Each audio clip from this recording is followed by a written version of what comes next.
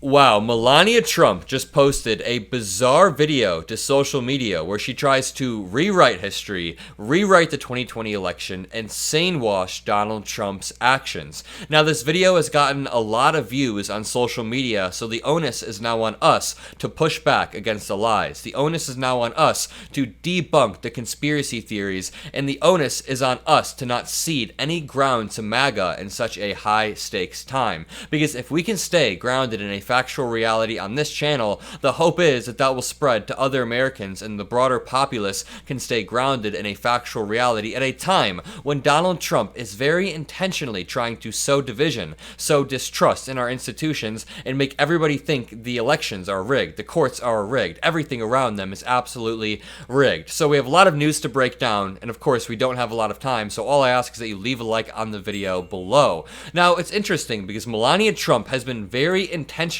distancing herself from the Trump campaign ever since 2020, maybe even before that, but if you watch the Manhattan trials, Melania Trump didn't appear once, very intentionally so. Melania Trump is never on the campaign trail with him. She was at the debates and didn't want to be, and now she is softly campaigning for Trump in the most bizarre way possible. Before we break this down, I want to highlight this video of Liz Cheney being asked how she feels when Donald Trump threatens to prosecute her. This is important, and let's take a listen. Has obviously made retribution a theme of his campaign, and he's talked about prosecuting you. He's done it a lot. And he did it just again after you endorsed Kamala Harris.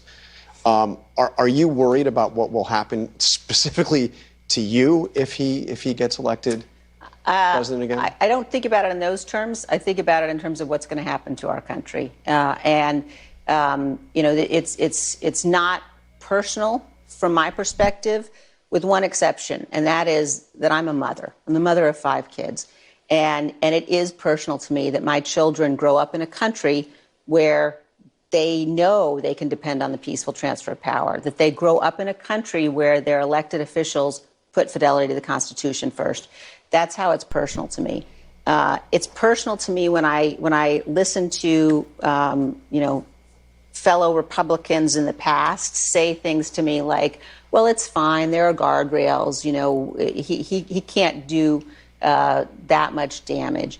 It's just simply not true. A few things. Very well said from Liz Cheney. I love her evolution from a conservative Republican to a conservative patriot who prioritizes the Constitution and the country over party. Also, what she said at the end was very, very poignant. Friend of the show, Josiah, Pondering Politics, always says, just because the guardrails held barely the first time does not mean you should toss Trump the keys to the truck and let him try to drive off the road again when the guardrails are already weak and when Trump already has more knowledge about how to operate the vehicle or operate within our institutions and maneuver around them. Now, this brings us to what Melania Trump posted today. She released a sneak preview of her upcoming memoir, and in it, she tries to get political, and in the process, she kind of just throws Trump under the bus and shows how much of a liar he is. 2020 election results changed our lives forever.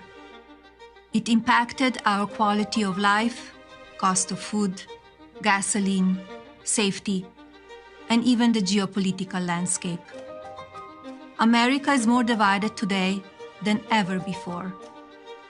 It has become increasingly apparent that there are significant challenges to free speech, as demonstrated by the efforts to silence my husband.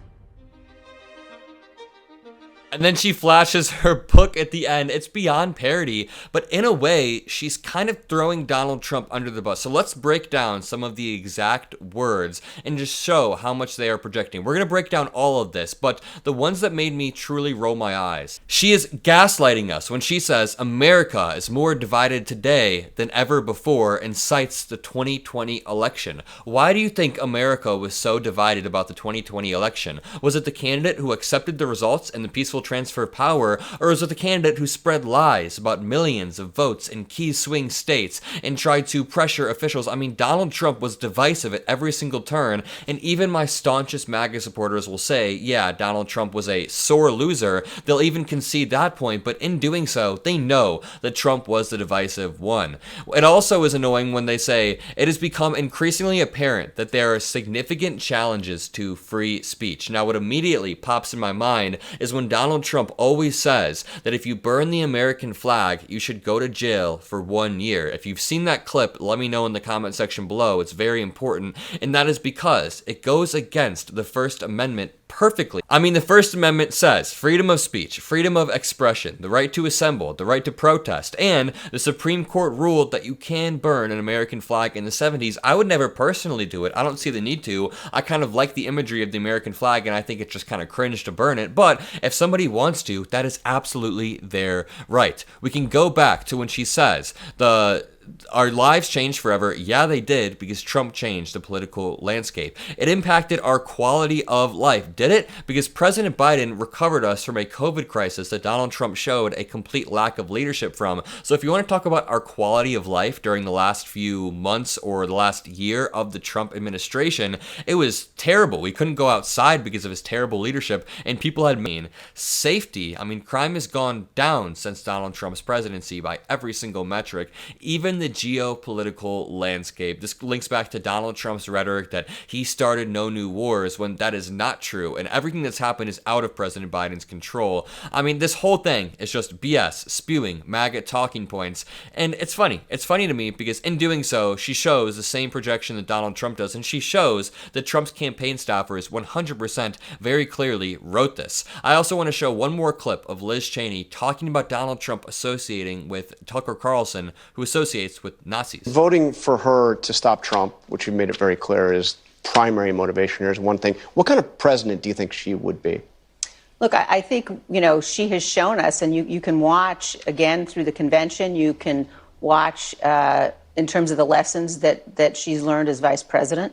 Listen to her talk about her vision for this country, her vision for the future. I mean, we've been talking about economic policy.